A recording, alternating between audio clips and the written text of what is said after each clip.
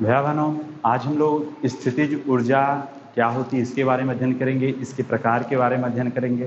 तो सबसे पहले आते हैं स्थितिज ऊर्जा क्या होती है। तो ये किसी वस्तु में उसकी स्थिति या विकृत अवस्था के कारण जो ऊर्जा होती है उसे उसकी स्थितिज ऊर्जा कहते हैं। जैसे वस्तु की स्थिति की अगर बात करें तो कोई वस्तु अपने मान लेते पृथ्वी तल से किसी ऊंचाई पर स्थित है, तो इसके कारण उसमें एक ऊर्जा संचित होती है। अगर हम उसे छोड़ दें उस ऊंचाई से तो वह नीचे की ओर गति करेगी। तो ये चाबी भरी हुई कोई घड़ी है, वहां पे खिंचा हुआ स्प्रिंग है, तो उस स्प्रिंग में स्थितिज ऊर्जा होती है। इस तरह से ध्यान देंगे, यदि कोई वस्तु किसी बल के अंतर्गत एक स्थिति से दूसरी स्थिति में लाया जाए तो इस दौरान जो कार्य उस वस्तु के ऊपर किया जाता है वही कार्य स्थितिज ऊर्जा के रूप में संचित हो जाता है। जैसे हम पृथ्वी तल से किसी पिंड को उठाकर ऊपर लाएं, तो इस तरह से पृथ्वी तल से हम ऊपर ला रहे हैं तो गुरुत्वीय बल के विरुद्ध इसे ऊपर ला रहे हैं, तो हमने कुछ कार्य किया, वही कार्य इसमें ऊर्जा के रूप में संचित हो गया, स्थितिज ऊर्जा के रूप में। अब इसमें एक कंडीशन यह है कि यह जो कार्य हम कर रहे हैं इसमें घर्षण के विरुद्ध यह कार्य न किया जाए, क्योंकि घर्षण के विरुद्ध किया गया जो कार्य है वह हमारा उसमें संचित नहीं होगा। अब ध्यान दें, स्थितिज ऊर्जा के जो प्रकार हैं, कितने प्रकार के हमारे स्थितिज ऊर्जा होते हैं। तो जो प्रमुख स्थितिज ऊर्जा है वह है गुरुत्वीय स्थितिज ऊर्जा, दूसरा है प्रत्यास्थ स्थितिज ऊर्जा, तीसरा है द्रव्यमान ऊर्जा, चौथा इसी में विद्युतीय ऊर्जा है। इसी में अगर हम लोग देखें प्रकाश ऊर्जा भी आ जाता है, और ध्यान देंगे इसमें उष्मीय ऊर्जा भी आएगा। इस तरह से कई प्रकार है, स्थितिज ऊर्जा के हमारे कई प्रकार हैं। उसमें हम पहले प्रकार पे आते हैं गुरुत्वीय स्थितिज ऊर्जा पे। तो ये जो गुरुत्वीय स्थितिज ऊर्जा है ये क्या है, तो गुरुत्वीय बल के विरुद्ध किया गया जो कार्य है वह कार्य उस वस्तु में स्थितिज ऊर्जा के रूप में संचित हो जाता है, जिसे हम गुरुत्वीय स्थितिज ऊर्जा कहते हैं। ठीक है, जैसे अगर हम किसी पिंड को पृथ्वी तल से h ऊंचाई तक ले गए हैं और उस पिंड का द्रव्यमान क्या है, यम है, पृथ्वी तल से उसे कितनी ऊंचाई तक, h ऊंचाई पर। अब देखिए गुरुत्वीय बल इस पिंड के ऊपर कितना लगना है, उसके भार के बराबर mg। तो गुरुत्वीय बल जो इस पे लग रहा है वह mg लग रहा है, और इस बल के विरुद्ध हम उसको h ऊंचाई तक ले गए हैं, तो जो किया गया जो कार्य है वह कितना होगा, तो बल गुणे विस्थापन मतलब mg गुणे h। तो mgh यही क्या हो गया, गुरुत्वीय स्थितिज ऊर्जा, अर्थात पिंड का भार गुणे ऊंचाई। इस तरह से ध्यान दें, पृथ्वी तल पर जिसे हम स्थितिज ऊर्जा को शून्य माना जाता है, वास्तव में वहां पे शून्य होता नहीं है। ठीक है, लेकिन हम लोग एक रेफरेंस पॉइंट ले लेते हैं कि पृथ्वी तल पर 0 मानकर हम इसे करते हैं। अब देखिए अगला जो स्थितिज ऊर्जा है वह आपकी है प्रत्यास्थ स्थितिज ऊर्जा, जो एक आदर्श स्प्रिंग में संचित होती है। तो देखेंगे प्रत्यास्थता के कारण कोई भी स्प्रिंग को अगर हम खींचते हैं या दबाते हैं तो उसका विरोध करता है, और इस तरह से हम उसको दबा रहे हैं या खींच रहे हैं तो स्प्रिंग की प्रत्यास्था के विरुद्ध कुछ न कुछ हमें कार्य करना पड़ता है, और वह कार्य उसमें प्रत्यास्थ स्थितिज ऊर्जा के रूप में संचित हो जाता है। जैसे यहाँ देखिए, अगर मान लेते हैं कि हम किसी समतल तल पे जो घर्षण रहित हो, जिसपे घर्षण ना हो, वहां हम क्या करते हैं, एक दृढ़ आधार से एक स्प्रिंग को लिया और एक यम द्रव्यमान को पिंड को इससे जोड़ दिया।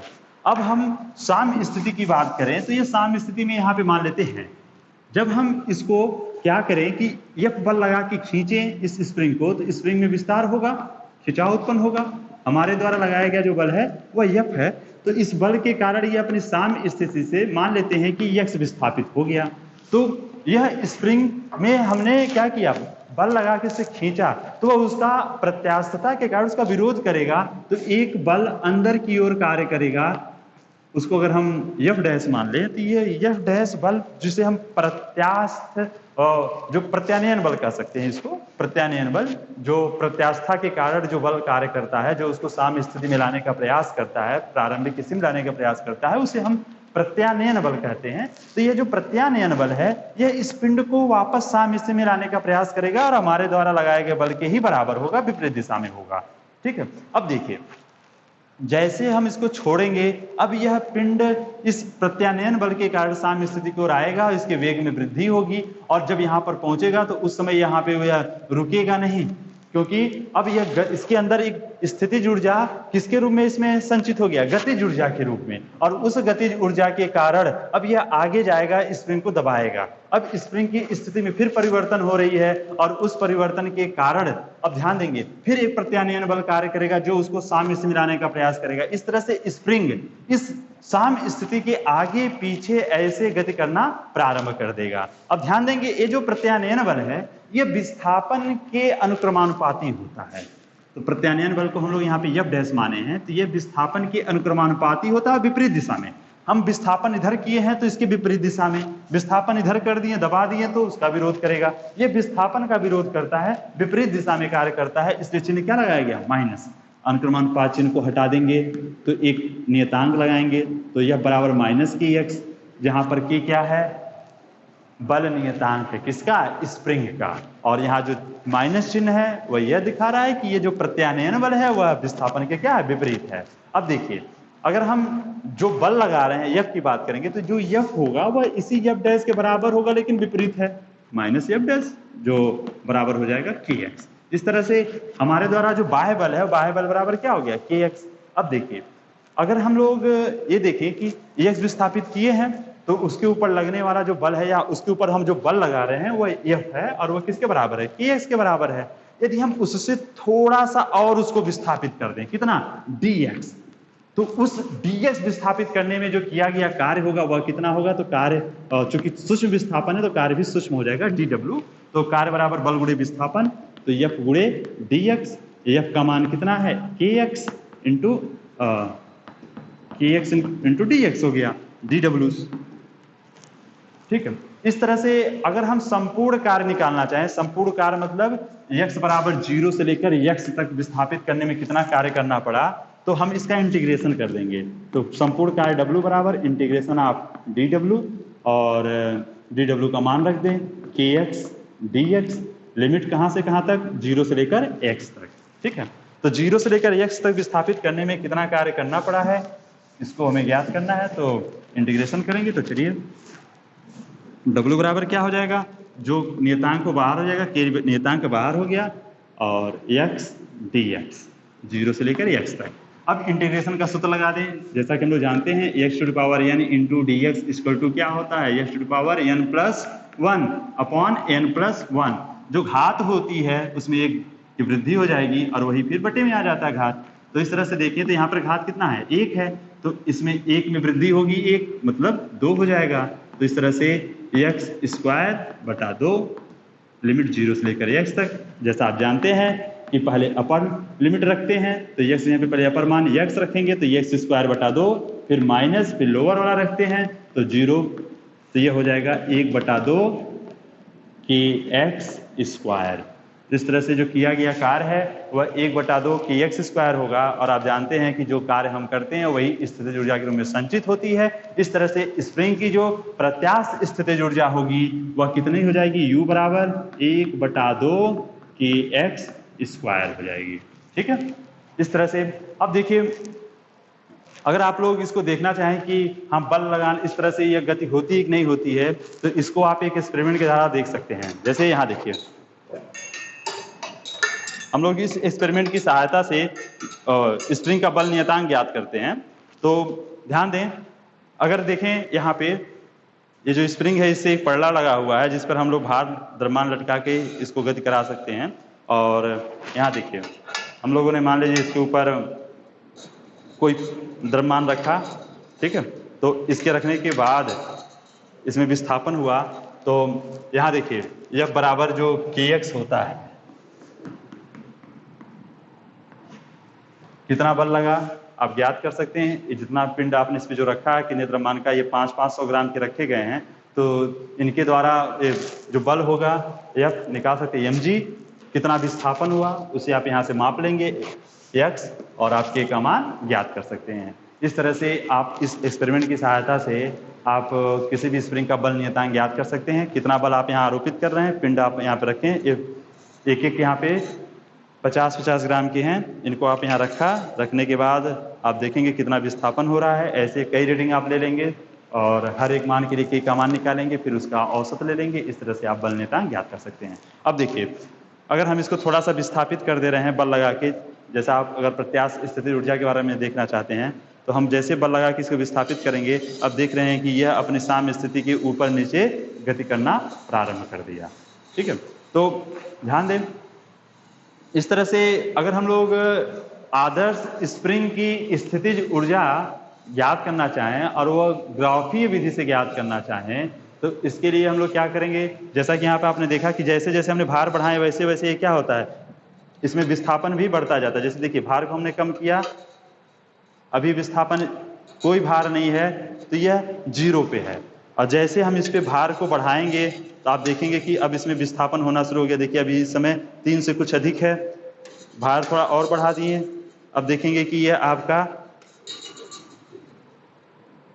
7 हो गया, थोड़ा और बढ़ा देते हैं, तो अब ये इस तरह से जैसे जैसे बढ़ेगा, भार बढ़ना मतलब बल, इसके ऊपर जो लगने वाला बल है mg, वो बढ़ता जाएगा। देखेंगे कि वृद्धि भी होती जा रही है, अर्थात बाह्य बल इसमें विस्थापन के क्या है, अनुक्रमानुपाती होता है। F अनुक्रमानुपात x, तो यह बराबर kx। बाह्य बल की बात करें, प्रत्यानयन बल जो होता है, इसके विरुद्ध जो बल लग रहा है, बाह्य बल के विरुद्ध जो बल लग रहा है, जो इस स्प्रिंग को साम्य स्थिति में लाने का प्रयास करता है, वो भी विस्थापन के अनुक्रमानुपाती होता है, लेकिन विपरीत दिशा में, वो इसको साम्य स्थिति में लाने का प्रयास कर रहा है। प्रत्यानयन बल स्प्रिंग के द्वारा जो लग रहा है बल, और यह जो है वो क्या है, बाह्य बल है।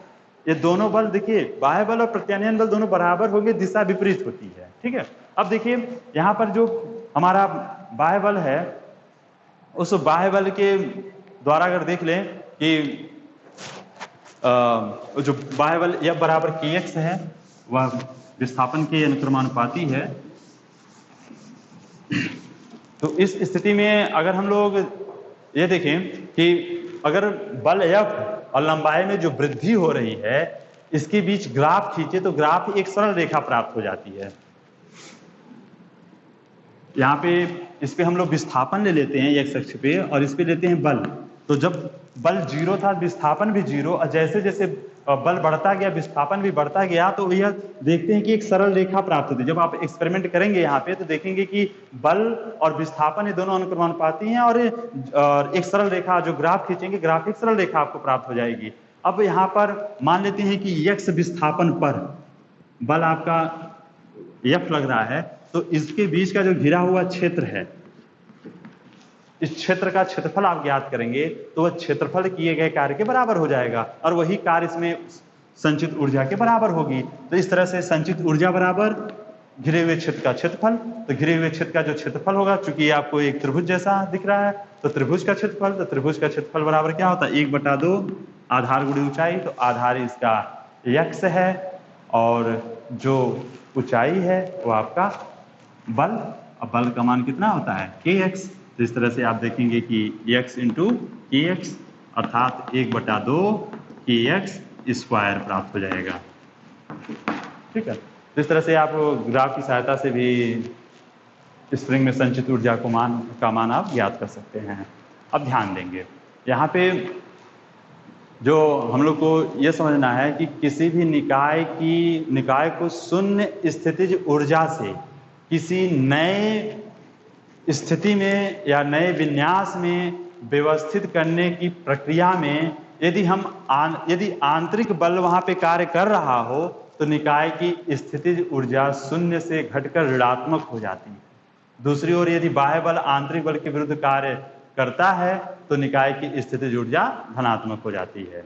तो जो प्रचलित परिपाटी है, उसमें हम लोग गुरुत्वीय, चुंबकीय और वैद्युतीय निकाय के लिए शून्य स्थितिज ऊर्जा वह स्थिति होती है जिसमें क्रिया करने वाला जो कण है वह अनंत दूरी पर स्थित हो, तथा प्रत्यास्थ वस्तुओं, जैसे अगर हम स्प्रिंग की बात करें तारवाद के लिए, तो शून्य स्थितिज ऊर्जा वह स्थिति होती है जब वह साम्य अवस्था में हो, अर्थात तनाव या दबाव की स्थिति में ना हो।